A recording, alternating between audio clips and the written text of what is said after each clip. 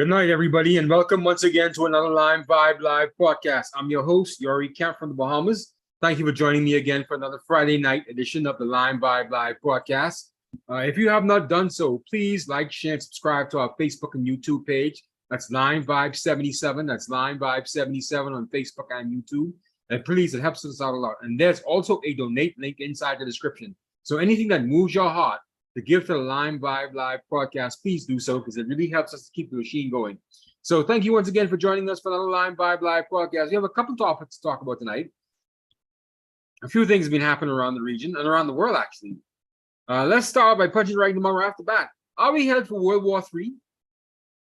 Are we on the road for World War III? It seems as if there are conflagrations and little skirmishes happening all around the world. And even on top of the Russia-Ukraine situation. Now we have Hamas and Israel now fighting. We've never gotten past the Chinese attack on the Uyghurs in South China. And all of these little things are happening all over the world. Are we headed for World War III? Is it going to be a point in time where the United States and Europe are going to have to pick sides against China and Russia? Are we heading towards that? I guess you all know now that the Middle East is in an uproar again. Today was supposed to be a global jihad. So the former Hamas lead had issued on his Twitter page. A global jihad. This is after Hamas had launched a surprising attack against Israel. An opponent they cannot beat. They cannot beat Israel. They are cornered in a tiny enclave in the West Bank. They cannot beat Israel. But yet they had the audacity to launch an attack, a full-scale attack on Israel. Are we headed for World War III?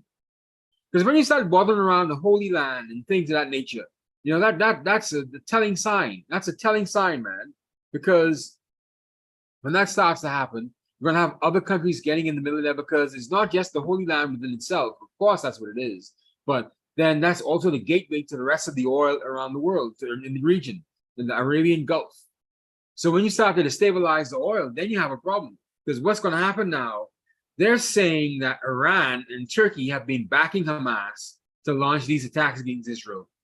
Now, I have no proof of that. So the U.S. intelligence and other intelligence officials have been saying that Iran has been arming Hamas and been urging them to actually launch attacks against Israel. So now we have Iran dragging this. Now we have Turkey dragging this as well. So who's going to back Iran and Turkey? Is it going to be China? Is it going to be Russia? Who knows? Are we headed for World War III? We don't know. We don't know. I hope it doesn't. But in the meantime, a lot of people are just losing their lives in the West Bank and in the Gaza Strip as a result of this conflict. And now, you know, we in the Caribbean, we're going to suffer from this as well because if oil prices start to go up, if that region of the world is destabilized any further, that means we're going to spend, you know, a lot more money for food. Because don't forget now, Biden had stopped all of the U.S. drilling, not all of it, but he stopped a significant amount of U.S. drilling, you know, banking his bets on a stable, you know, Saudi Arabia and a stable Russia, two of the other major, you know, oil producers in the world. Venezuela's been knocked out of it. Okay. And so now we're seeing that the foolish decisions of the past to stop U.S. drilling for oil on the U.S. continental shelf, now leaving it up to the countries that, you know, Donald Trump was trying to pull us away from. And we're back in their hands again, worrying about how we're going to get oil. Because I kid you not, if oil has not started to go up, it's going to start to go up very soon. Because Israel is the gateway to the Arabian Gulf. Israel is the gateway to the Persian Gulf, where we get all our oil from, man. And you have to excuse me a second, people. My laptop, my computer's freezing again. Give me 1 second. Sorry. 1 second.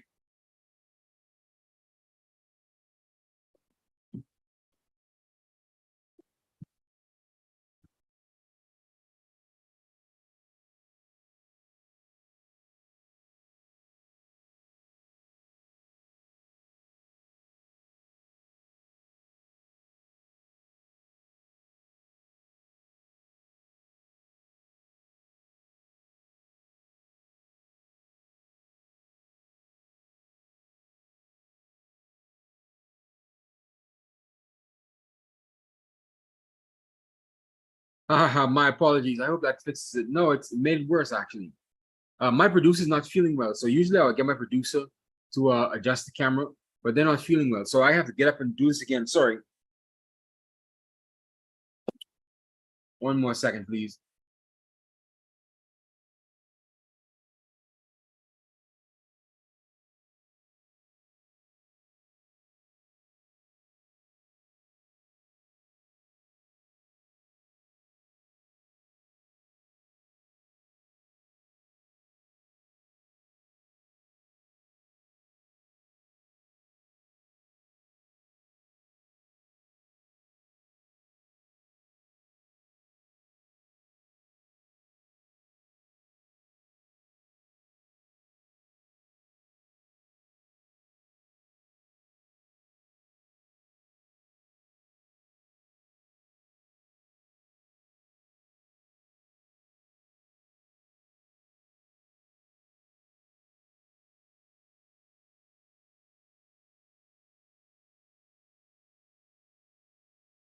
I'm so unprofessional. I hope that fixes it. Yeah, it's not so glitchy. Okay. They say you have to put the a white sheet or a white sheet of paper in front of the camera so they could adjust the lens. So that's what I had to do this, and I had to pull it back a bit because sometimes the lighting gets in the camera. It doesn't matter what kind of camera you have. You could have the best up-to-date Canon, or you could have like a regular, off-brand camera. Just once that you have to balance the white inside the screen. So what we were talking about? Oh, we were talking about Israel and this war in Palestine, in the Gaza Strip. Yeah, we don't know what's going to happen. It's looking like World War III, man. Because all we need now is for China now to go after Taiwan more vigorously. We're going to have to take sides. The United States and Europe are going to have to take sides, absolutely.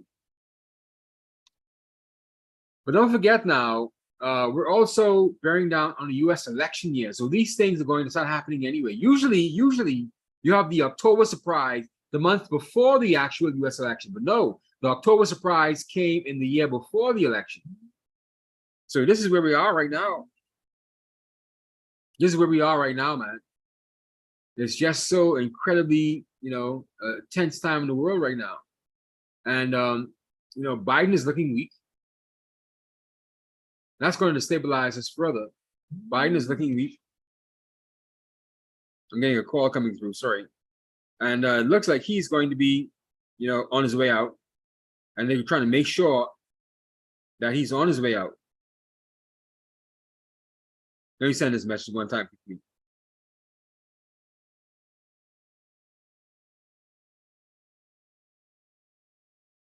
Yeah, Biden is on his way out, man. People don't want to believe that, but what does that mean if Donald Trump wants to come back? I didn't mind Donald Trump, to be honest with you. Other people are afraid, but I think it's just propaganda bearing down from CNN and MSNBC.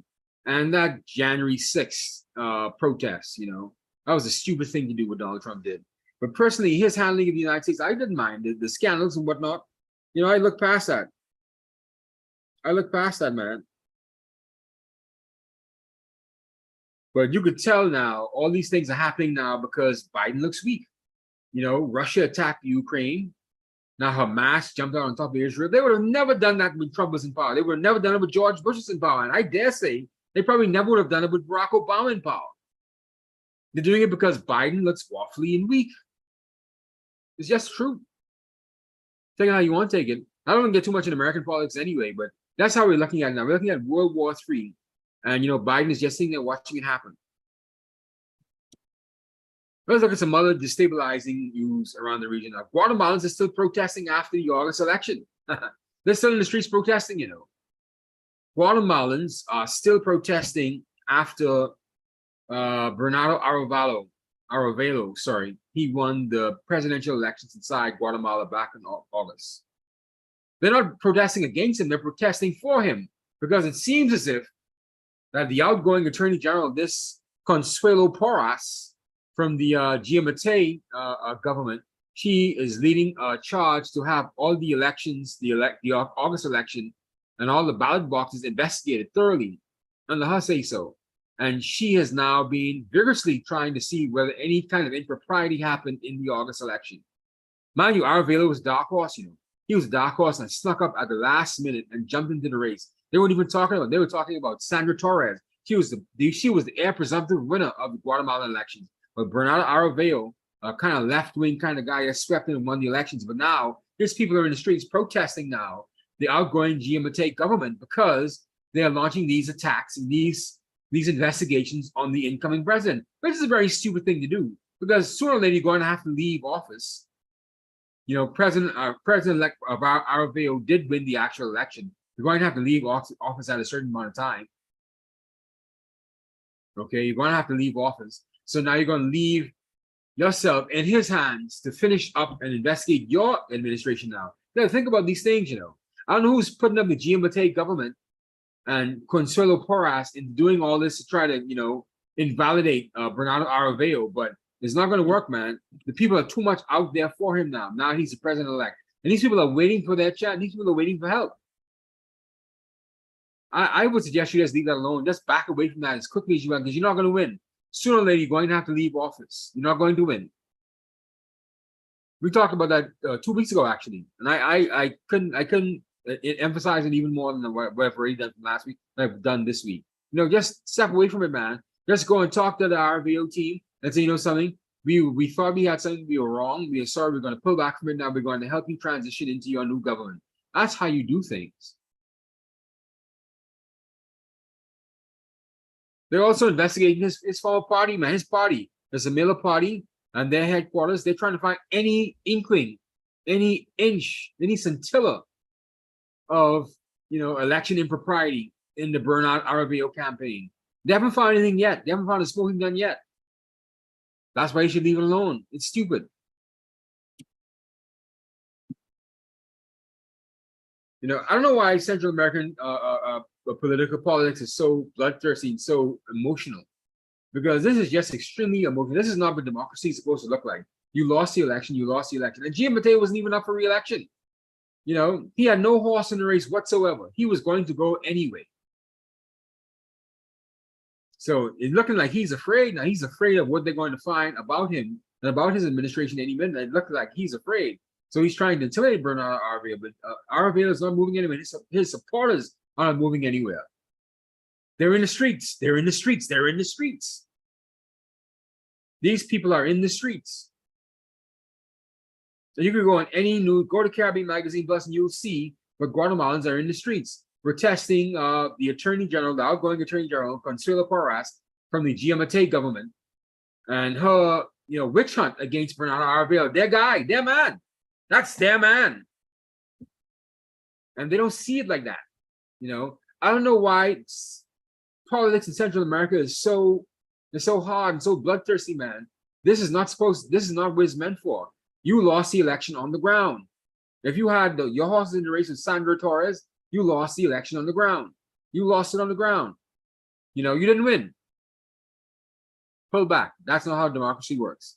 I shouldn't be having to be lecturing people on this, but you know, Central American politics, the way it is, you know, they need to be reminded that that's not how we do things. On to another seedy kind of arrangement. The Dominica Citizenship by Investment program is in the news again. This time, Forbes magazine is reporting on how seedy the Dominican Citizenship by Investment program is. And the Dominican Citizenship by Investment program, the CIP, has gone under several attacks over the years. And they've called everything from corrupt to selling passports to terrorists to now selling passports to oligarchs and international thieves. Apparently, from the Forbes report, we also carry on Caribbean Magazine Plus as well. The Forbes magazine said the Organized Crime and Corruption Reporting Project out of Washington, D.C. did an investigation where they found that 3 Russian oligarchs have gotten passports, as well as a crypto investor wanted in Singapore for crypto fraud. At a time when Russia now is being looked at very, very carefully by the United States because of their invasion of the Ukraine, you know, giving passport to any Russian, whether it's an oligarch or a poor man or a beggar, is not a good look. You know, that just goes to show how greedy they are in Dominica to get any money for any passports. And you know, this is just what you know Roosevelt Scares has to deal with, man. And apparently they were contacted for comment, and the Dominican officials said that they had no comment on the matter. except for, Prime Minister Skerritt in a press conference held last month said that he is denouncing what he called an attempt by some in Dominica to destroy the citizenship by investment program by colluding with international journalists and some regional journalists to propagate a lot of misinformation about the program, all in an effort to destroy it. I mean, my God, Skerritt, you attack the media? You attack the media when you're the one selling the passports? These passports are going to terrorists and Russian oligarchs and a guy wanted in Singapore for crypto fraud. But you're blaming us? That's not the way to go, man. That's not the way to go. And, reports have happened. I watched a report in Al Jazeera 2 years ago about the Dominican citizenship by investment program and how corrupt it is and how they have caught Dominican officials clearly, getting money for these passports and giving them to any terrorists out of the Middle East, out of anywhere, giving them any money, giving them giving anybody any passport for a few dollars, man. So Skerritt, you need to sit down with this one, man. Don't blame us. We have seen you do this. And this isn't the first time. Everybody can't be wrong. All the regional journalists, all the think tanks, all the watchdogs cannot be wrong, Mrs. Skerritt. They cannot be wrong. The problem looks like it's you, so. And and they aren't the only one with the citizenship by investment program. You have Grenada, you have Antigua and Barbuda, the two of the more prominent ones, along with St. Kitts and Nevis. They all sell their passports to anybody, to the highest bidder. But none has been in the limelight more than the Dominican citizenship by investment program.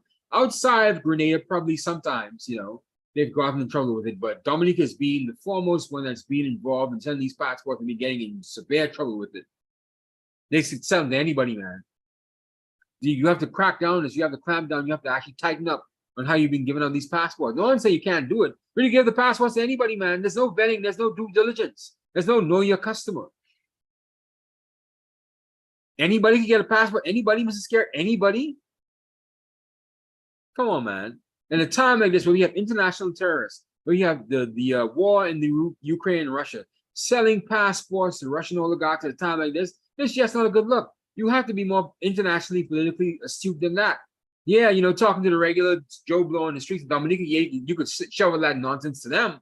But, talking to grown-ups now in the international community who make their living on watching these things and trying to keep the world safe, you're not going to sell anything past them, Mrs. Skerritt. You're wrong. You're very wrong, man. Tighten up on that citizenship by investment program. Please do. Another story we're covering, I don't know if the Caribbean Week of Agriculture was held in the Bahamas this week. We had speakers from all around the region talking about how we want to make agriculture better and how we want to increase production agriculture. Ansari Hossein, the executive director of CARDI, the Caribbean Agricultural, what is that? What does CARDI stand for? I can't remember. Sorry, CARDI. Let me get it, CARDI. CARDI, I suppose I write that in the Caribbean Agricultural Research and Development Institute. He said at the Caribbean Week of Agriculture that half of the Caribbean is starving. More than half of the English-speaking Caribbean suffers from severe food insecurity. More than half of us don't have enough food or can't access food. And he said the main issue with this is because we have a nearly over $6 billion food import bill throughout the English-speaking Caribbean. And on top of that, inflation has been hitting us very hard. He said that inflation has hit, food prices from anywhere from between 66.7% to 4.2%. As high as 66%, food inflation, that's abominable.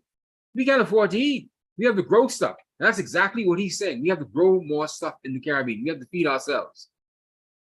And on top of that, you have the Prime Minister of the Bahamas, Mr. Philip Davis, KC, said that, the Caribbean is poised now for a boom in agriculture. He said that we are now adopting more sustainable agricultural practices and more sustainable food production, as well as building a better business model for Caribbean agriculture, which is good. He said they're up to the task, and we're up to the task, and we can do it. I believe we can do it too, because it's about time. All of these lands, all of these islands can produce something, put something in the pot.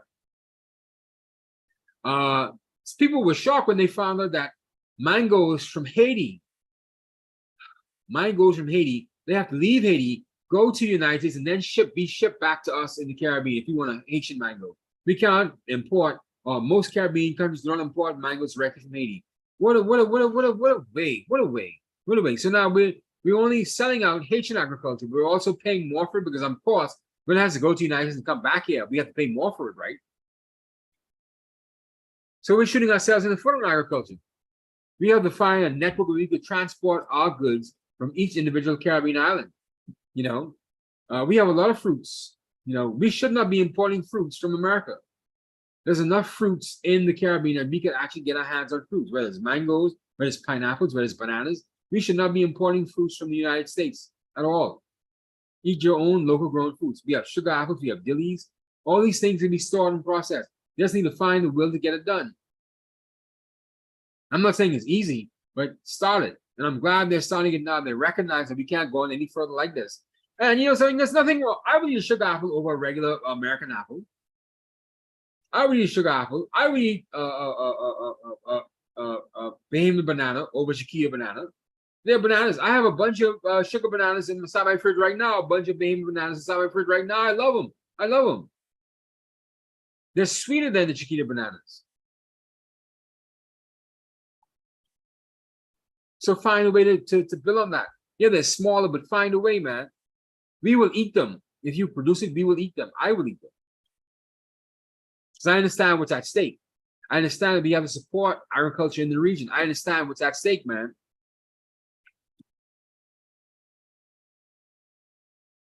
That's the top 3 stories that's happening in the region.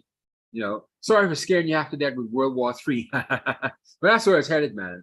You know, all we need now is for China now to attack Taiwan. The United States is going to go full scale into it. I think this attack in Israel, when they were saying that all these Americans are being assaulted, being killed, actually, I believe that was supposed to be the prompt for the United States jumping involved in Israel right now. For some reason, the spirits are trying to trap President Biden into getting into a war, whether it was in Russia, in the Ukraine, or whether it's now in Israel. They're trying to bait the United States into getting troops on the ground. The United States just got out of Iraq and Afghanistan. You can't want these young boys and girls in the United States to sacrifice for your deeds. You know, Israel should fight for itself. If God's on their side, fight for themselves. I mean, let's hope that there's no more blood loss. But of course, there's more people are going to lose their lives. But let's hope. Let's not hope not. Let's hope that they find a peaceful solution to all of this. Another issue, we always like to talk about the frivolous stuff. I don't know if you guys have been following the Jada Pinkett Smith and the Will Smith saga. Apparently, Jada Pinkett Smith, Will Smith's wife, said that she's been separated from her husband in 2016. Yes, from 2016, Jada Pinkett Smith said that she's been separated from Will Smith. They're not a divorce, but it's almost like it's a divorce. So yes, they've been going out to events with one another, but they haven't been actually living with each other. They haven't actually been together. So all that red table talk right there, where she said she had an entanglement with, you know, the former rapper. What's his name? I forget the boy's name, man. Not entanglement. Let me see. Entanglement. He's so unimportant. He's so unimportant.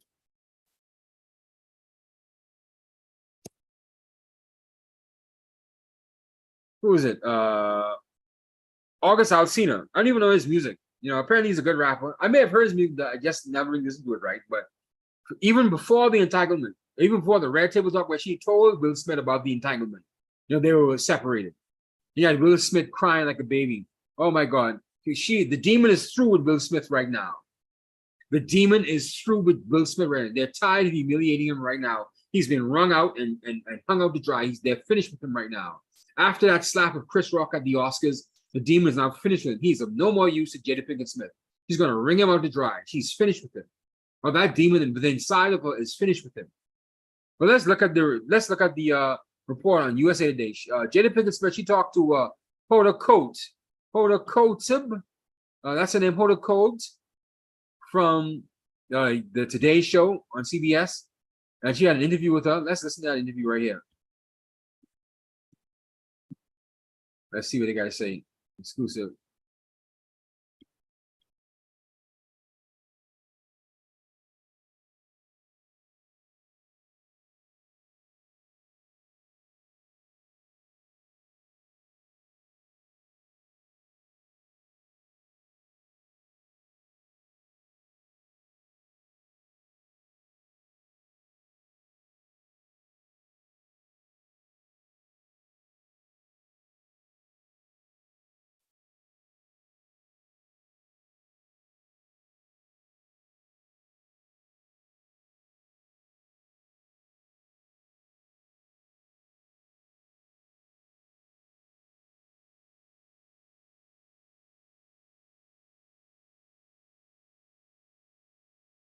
Watch the demon respond now. Watch the demon respond.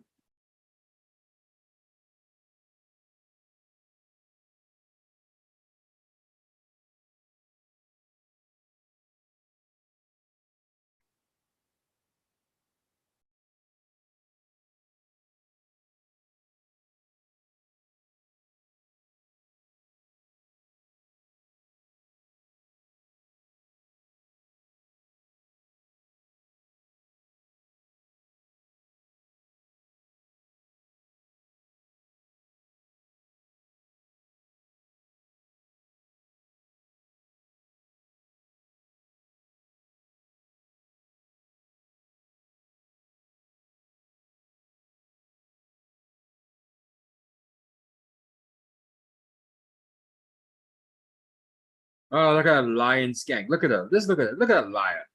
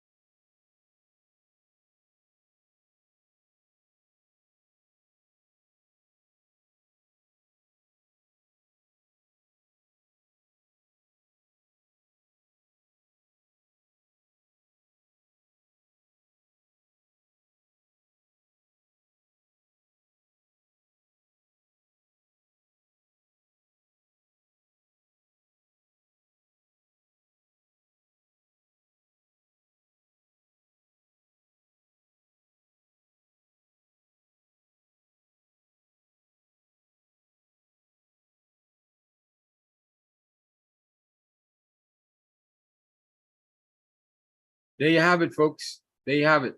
You know, you've been falling behind these people, this ideal couple, where he jumped up and he slapped Chris Rock for defending his wife's honor, you know, and they've been separated. They've been separated, you know, and now his career is in tatters now. Will Smith will probably never get a major role ever again because of that slap. All because of a woman that left him. His wife that left him. And he was trying to get back into her good graces and her good books. You know? And he was trying to look tough in front of her, but he just looks even more weak now. You know? That's why a man has to keep frame. A man has to keep his frame. He can't be, you know, falling behind a woman trying to please her. Woman's energy is chaos. It's total chaos. This woman right here is absolute chaos. You must keep your frame as a man. You can't be so emotionally doing stupid things like what Will did. You know, crying all over the place about an entanglement with your wife. That's not something you bring to the public. That's something you keep privately. Unless this is all a game by them, you know. And I do believe most of these Hollywood relationships are nothing but a farce anyway. I believe that. I believe it's just for the views and for the excitement. I believe they're living their Hollywood fantasy off the screen in our lives, and we're just following them everywhere. They're narcissists. They love the attention. And so that's what it is, man. But we eat it all up. We eat the celebrity stuff. Even I'm talking about tonight. We be eating all this stuff up. But these people are just absolutely just horrible role models at the very least. You know, you thought that they had such a wonderful relationship. They haven't. She hasn't been sleeping with the man since 2016. So the time she was humiliating the man, he didn't even have to take that. He didn't have to take that. He was no obligation. Some have to be wrong with Will Smith, man. You know, but they said that Jada Pinkett Smith never actually got over Tupac Shakur. And there's a video of them and Tupac singing one of Will Smith's songs back in the 1990s. I wonder if I could find that. Let me see if I can find it and I can share it with you so you can see exactly what it's all about. See?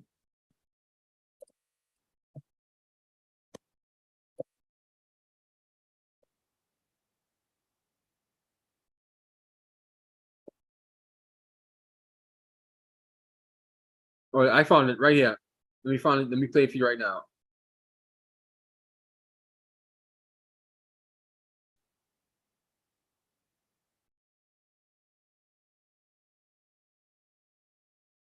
It was a long thing. Oh, I got to cut it right in the middle. I don't want to play all of it.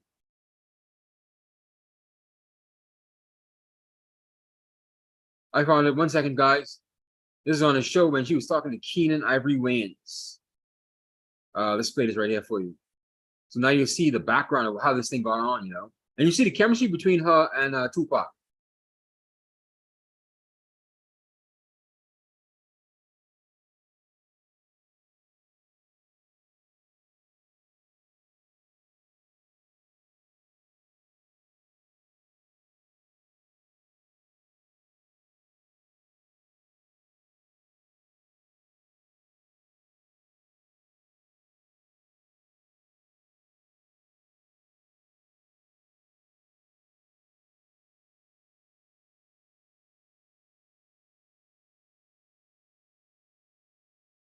That's the end of it right there. So she was in love with Tupac and singing Will Smith songs. She had an eye on a rapper. And just what you heard her said inside the interview with Hoda Kotb, she said that she was stuck in the fantasy of what she wanted him to be. And I just want to say, some of you guys are right now stuck in the fantasy of what you want your mate to be, and they're not that. It's hard to come to grips with putting them in the position where you think that what they are is what you think that they are, but they're not that. You have to let go of that fantasy. You have to see them for what they are. And if you still decide to love them because of what they are, then by all means do so. But at least don't live the fantasy, like how Will Smith and Jada Pinkett Smith be living the fantasy. It's a serious thing, man. And it goes to the heart of how do we build better relationships with one another. I can imagine they were trying to keep it together, trying to live the fantasy life that they have the working relationship. But something, it just doesn't work out sometimes, man. Sometimes these things just happen. You fall apart. And I prefer them to break up and to keep the facade if they have broken up. Because God knows. Who knows, really?